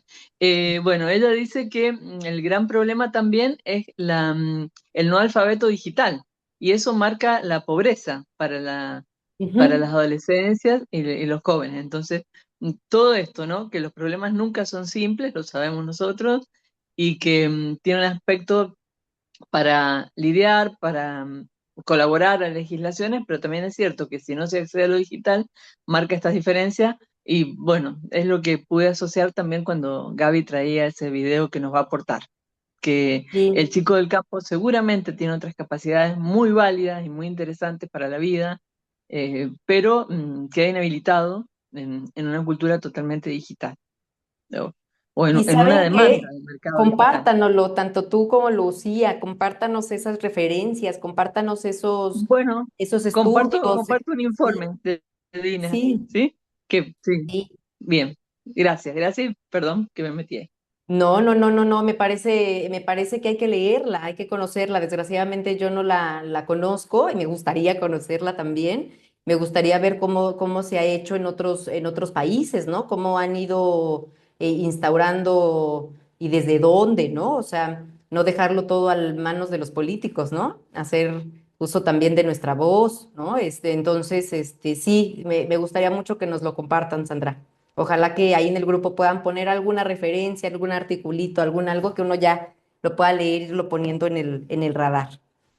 Bueno, les decía que para ir cerrando, ahí voy a decir las consecuencias subjetivas de estas situaciones que estamos viviendo y algunas propuestas de Esteban para el trabajo del analista. Ujú. Respecto de las consecuencias subjetivas, bueno, ya lo que ya hemos dicho, disminución de la mediación por la palabra, ¿no? Ya habíamos dicho anteriormente en el antiguo encuentro de lectura compartida, bueno, los emojis, la palabra más en jeroglífico, ¿no? Esta circunstancia que está pasando de ir acotando y haciendo más pequeñas las palabras, bueno, que se ha debilitado la elaboración simbólica, hay un aumento de la actuación directa, que es algo que también hemos estado viendo en la clínica con adultos, ¿no? Cómo hay una tendencia al acto, a los acting, va a decir incluso que hay una dificultad en la regulación corporal que tiene que ver con esto que ya vamos a estas dificultades de la experiencia sensoriomotriz, choques, pegarse, etcétera, etcétera, pero también dificultades de coordinación y de los límites corporales que van a ir a circunstancias de desborde, de olvidos, de cortes, que también vemos que es algo común de motivos de consulta en la clínica. Em, y una fragilidad en la simbolización, ¿no? Por eso la necesidad de que alguien medie simbólicamente, ¿no? Que alguien acompañe a tramitar, a ponerle palabras, a darle un lenguaje, a interpretar la realidad virtual también, ¿no? Y relacionarla, hacer una correlación con la realidad corporal, sensoriomotriz, ¿no? Y un desplazamiento del lazo social, ¿no? En donde, bueno, va a decir... hay alteraciones, digamos, en los lazos sociales, ¿no? Hay alteraciones en los lazos sociales, hay dificultades para que los lazos sociales sean presenciales, corporales, y hay tendencias a lazos más bien virtuales, digamos. Bueno, y nosotros no le vamos a poder decir que no, ¿no? No vamos a poder disentir con él porque aquí estamos haciendo lazos también virtuales, ¿no? Entonces, algo de eso pues tiene que ver con las transformaciones actuales, ¿no? Bueno, va a decir algo del trabajo del analista, tendrá que ver con eso, justamente con eso que vemos que falla, que es reintroducir la relación entre el cuerpo y la palabra, favorecer la simbolización, habilitar el juego encarnado, sostener las experiencias de espera, mirar, ya mirar. Digamos, desde que miramos, desde que ya estamos mirando, ya estamos incidiendo en una falla contemporánea. Mirar, ¿no? Tener la posibilidad de que haya una experiencia de espera, de intervalo y mirar, ¿no? Y bueno, dice, hay que trabajar con el cuerpo en sesión, escuchar la relación del niño con las pantallas, que eso ya lo habíamos dicho, y algo que dirá también es, no hay que demonizar la tecnología, ¿no? No hay que demonizar la tecnología, hay que ver qué falla, hay que ver qué nuevas condiciones se producen, hay que acompañarlas, hay que ver qué nuevas lecturas clínicas nos estamos encontrando, hay que hablar del sujeto contemporáneo, ¿no? Hay que darle lugar al sujeto de los 1900, 20, 30, 40, 50, 60, pero hay que darle también lugar al sujeto de los 2000. Hay que empezar a hablar del sujeto de los 2000, hay que pensar nuevas formas de intervenir, de cómo mediar a través de la cuestión tecnológica y preguntarnos, por supuesto, cómo vamos a alojar el cuerpo, el deseo, la alteridad en una cultura que privilegia la imagen, ¿no? Vamos a plantearnos esa pregunta, ¿no? Entonces, pues bueno, yo con eso voy a ir concluyendo. Hay aquí algunos comentarios, también si quiere alguien más decir, es momento de también alzar la mano. Bueno, no, ya son personas que se van a retirar también. ¿Alguien quiere decir un último comentario de la infancia virtual, de los tiempos de la Constitución y la virtualidad? Sí, Valeria, te Este, escuchamos. al inicio, el autor habla de esto de los juguetes que juegan Ujú. solos, que ellos no necesitan al niño, el niño nada más los prende y ya el juguete hace todo. Y pensaba en cómo Zizek habla de algo similar, ¿no? De que ahora el otro goza por nosotros, ¿no? De que nosotros ya hasta le pagamos y lo vemos, pues goza, y a través de eso gozamos nosotros. Y ahora siento como que todo está como muy meta, porque ahorita con todo esto de infancia, marketing, la televisión, que eso también me interesa mucho, estaba pensando en Bluey, porque en Bluey los personajes juegan, y juegan de que juegos como muy tradicionales, de imaginación, tienen sus juguetes, o sea, y de pronto se ven las pantallas y todo, porque son niñas modernas, son perros, ¿no? Pero juegan, entonces digo de que, wow, está súper meta de que o también, ¿no? De que en YouTube hay un montón de niños youtubers que juegan. Y es lo que ven los niños, o sea, los niños no juegan, pero ven niños jugando. Entonces ya está como todo bien, así lo pienso, ¿no? Muy, muy meta, entonces siento que hay como un intento de regresar a eso, pero no sé, está muy extraño.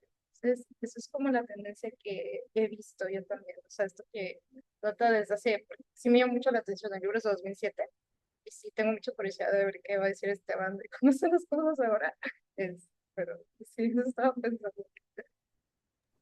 Sí, tienes toda la razón. Yo también quiero escuchar qué va a decir ahora, pospandemia, digamos, ¿no? Pospandemia, y qué buena referencia diste de Bluey. No lo había pensado relacionado con CISEC y qué bueno, ahora se goza de esa manera, ¿no? Sí, Ana, adelante. Pues es que yo creo que Sí. Ay, lo apagué yo, no sé por qué, por automático. Bueno, voy a leer un comentario por lo mientras. Dice Eric, hay una distancia bastante amplia entre el registro del juego con el objeto físico, a diferencia de un juego virtual y las implicaciones que produce esa experiencia en el desarrollo, no solo simbólico, sino respecto al desarrollo de las funciones cognitivas. Claro, de hecho creo que esta semana, si no me equivoco, bueno, yo me desaparecí una semana, entonces no sé si fue de la pasada, pero a ver, recién se hablaba de este estudio que recién se hizo de cuánto la ChatGPT está impidiendo el desarrollo de las funciones cognitivas y que está bajando el IQ de las personas. Entonces tiene que ver con cómo justamente la tecnología, claro que también no solo está afectando el desarrollo psíquico y constitutivo y subjetivo, sino incluso el desarrollo cognitivo, ¿no? Entonces, así es. Sí, Ana. creo que solo quería agregar esta parte en la que suelo ubicar yo toda esta parte virtual, tecnológica, que es exclusivamente solo de como la inserción de un nuevo significante, ¿saben? O sea, como incluso ese lugar del gran otro que puede encarnar la tecnología, porque justo creo que todas estas como críticas que se suelen poner en cuestión están presentes por el mismo hecho de la falta constitutiva como que importante al otro, ¿no? Es decir, cacharle también su falta al otro, ¿no? Y que desde ahí pueda entonces surgir un sujeto en falta, ¿no? Entonces creo que desde ahí yo pondría este tema de lo tecnológico, porque creo que incluso hoy día, o sea, 2026, creo que todavía constituiría un desconocimiento total de hacia dónde va esto, a pesar de que la era tecnológica ya lo podríamos ubicar desde los 2000, creo. O sea, hace poco un pacientito adolescente justo me decía, ¿no? Minecraft este año cumple 15, ¿no?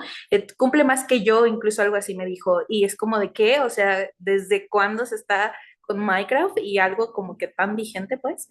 Pero justo lo pensaba así, como ese lugar del gran otro donde su importancia justo está por lo que también le falta, ¿sale? O sea, como que justo el tesoro de significantes viene a ser importante no por lo que constituye en sí su totalidad, sino por lo que le falta, ¿no? Entonces, pensaba, por ejemplo, en toda esta parte de creatividad, creo que también es importante pensarla como ese límite que ahí se puede encontrar, pero a partir de la producción de otras cosas no meramente programadas, sino más bien dando posibilidad pues a nuevas constituciones, ¿no? Por ejemplo, ese comentario que decían sobre la agresividad, ¿no? Yo incluso pensaría, y qué pertinente podría ser más bien que alguien ubique que en la virtualidad ahí puede haber cierta liberación de agresividad, ¿sale? Que puede ser incluso constitutiva para poder poner un límite al riesgo que puede ver en lo real, pero que sea ubicado, por ejemplo, en un sitio donde ahí se puede, por ejemplo, ¿no? Entonces, no sé, solo lo pensaba como, pues, este lugar de gran otro hoy en día, ¿no? Desde la falta como tal que podría producir desde ahí. Gracias, Ana. Y fíjate que también creo que con esto vas comentando, nos deja saber del trabajo que hay que hacer como de mediación de lo simbólico en los videojuegos, ¿no? Y creo que ya todos hemos escuchado algunos casos. Yo creo que sería muy interesante que si alguien tiene un caso justamente donde los videojuegos estén involucrados, este es un módulo en el cual vale la pena que presenten caso, ¿no? Que presenten el caso y que lo compartan con otros, en el cual justamente Ahorita que hablabas, por ejemplo, de la agresividad, de acotar la agresividad a estos juegos, claro, porque hay un otro que está mediando, ¿no? Justamente así, y hay otros casos que hemos escuchado donde dentro del videojuego se trabajaron cosas también de lo familiar, por ejemplo, ¿no? De cómo se fueron metiendo un poco, fueron metiendo cómo fueron tramitando eso, digamos, ¿no? Entonces, también nos deja saber del trabajo como analistas que tenemos que hacer frente a ello. Y yo creo que si alguien por ahí tiene caso, bueno, va a ser más que bienvenido, ¿no? Que lo presente para la actividad clínica, de Esteban. Y bueno, pues vamos a ir cerrando entonces el día de hoy. Igual estamos bien en tiempo. Nada más creo que hay un comentario. Dice, ay, ya se me fueron. Ya no los veo todos. Pero bueno, veo el primero de Eric. Dice, hay una distancia bastante. Ah, no sé, pero sí lo había leído, ¿no? Estaría bueno que haya una oferta de juegos que incluyan el cuidado del otro. No sé no sé si puedas leer tu comentario, Eric, porque nada más leo que son robots que crían bebés humanos. ¿Sobre qué estabas hablando? Hola, buenas tardes. Hola, Eric, Me buenas hizo tardes. recordar una serie que se llama Raised by Wolves, que son robots que crían bebés humanos, ¿no? Se extinguen y entonces ellos llegan a un planeta y tienen la encomienda de crear bebés humanos con los valores, de manera afectiva, similar, simulando que ellos son humanos, ¿no? Está interesante, ¿no? Compártenoslo también, porque puede sumar, ¿no? A que estemos también alimentándonos un poco de esto para dialogar más ricamente. Sería interesante ver cómo subjetivizan en en Engancho esta con el serie. comentario acá también de Eric, que estaría bueno, evidentemente tendría que estaría bueno que ganen premios también cuando cuidan al otro, no sé. Ujú. Probablemente no sé si serían ganadores esos juegos, pero algunas comunidades que, por ejemplo, las religiosas, se me ocurren, los podrían consumir y si están lo suficientemente bien diseñados y son atractivos, quizás se hace más amplio y uno lo puede difundir desde las áreas donde estemos cada uno. ¿Mm? Claro, incluso Pero bueno, pienso en estos modos, es en algo estos que modos. nosotros no vamos a Adelante. producir, no hay mercado. Ujú. Sí, gracias, Sandra. Decía yo que pensaba en esta propuesta así de videojuegos que impliquen la subjetividad, como lo que estaba diciendo Valeria con Bluey, ¿no? Que bueno, es un intento de meter la subjetividad en la pantalla, ¿no? Entonces ahora Bluey cría niños jugando, pero viendo jugar y a papás, porque a los papás les dice, bueno, hay que jugar, ¿no? Entonces son como intentos de meter la subjetividad dentro de la tecnología, digamos, ¿no? Arreglárselas para, bueno, entonces si no podemos salirnos de ella, la metemos, ¿no? Al contrario, ¿no? Tratamos de meter la subjetividad en la pantalla. Entonces, pues bueno, vamos cerrando acá. ¿Les parece? Les deseo a todos un muy lindo fin de semana, ¿no? De mucho disfrute, de mucho compartir, de mucha presencia, de mucha mirada, también, ¿por qué no? Con sus otros y con sus otras. Nos vemos acá en la clase con Esteban Levin, vamos a ver qué nos propone, ahí es donde vamos a aprender todos, bueno, acá también aprendemos, ¿no? Aprendemos de nosotros, pero bueno, allá vamos a aprender de la cátedra, cualquier cosa, pues acá nos vemos también para seguir dialogando tanto en clase como en la siguiente lectura compartida. Les mando un fuerte abrazo, y hasta luego.